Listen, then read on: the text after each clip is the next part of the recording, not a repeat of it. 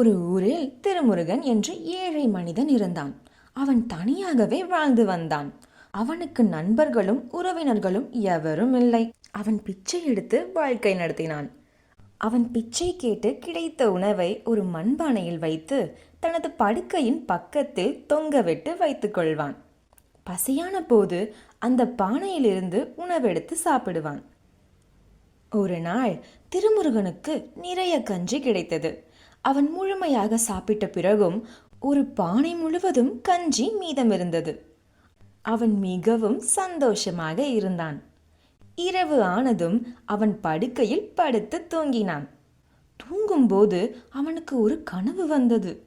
அவனுடைய கனவில் பானை நிரம்பி வழிகிறது என்று தோன்றியது.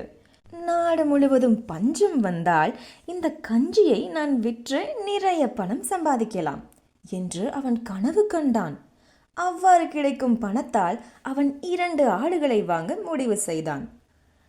ஆடுகள் 6 மாதத்திற்கு ஒரு முறை குட்டிகளை பெறும். அதனால் அவன் ஆடுகளின் கூட்டத்தை கையகப்படுத்துவான். பிறகு அவை பெரிய மாடுகளாக மாறும். அவை அதிகம் பால் தரும். அந்த பாலால் தயிர் மற்றும் வெண்ணெயை செய்து சந்தையில் விற்கலாம். அதனால் அவன் பணக்காரனாக மாறுவான். அதற்கு பிறகு அவன் ஒரு பெரிய வீட்டை கட்டுவான். அவன் செல்வத்தை பார்த்து ஒரு பெரிய மனிதன் தனது மகளை திருமுருகனுக்கு கொடுத்து திருமணம் செய்வான். திருமணத்திற்கு பிறகு அவர்களுக்கு ஒரு குழந்தை பிறக்கும். திருமுருகன் அவனுக்கு பாண்டுரங்கன் என்று பெயர் சூட்டுவான். ஒரு நாள் பாண்டுரங்கன் சத்தமாக விளையாடிக் கொண்டிருந்தான். திருமுருகன் அவனை திட்டி குச்சியை எடுத்து அவனை அடிக்கப் போனான். இப்படி கனவு கண்ட திருமுருகன் அவன் படுக்கையின் பக்கத்தில் இருந்த குச்சியை எடுத்து காற்றில் அடிக்கத் தொடங்கினான். ஆனால் அவன் குச்சியால் மண்பானையை அடித்து விட்டான். பானை உடைந்தது.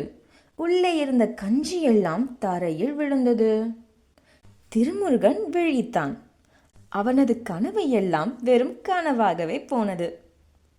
பயப்பாடு. காற்றில் அரண்மனை கட்டுவது சரியல்ல.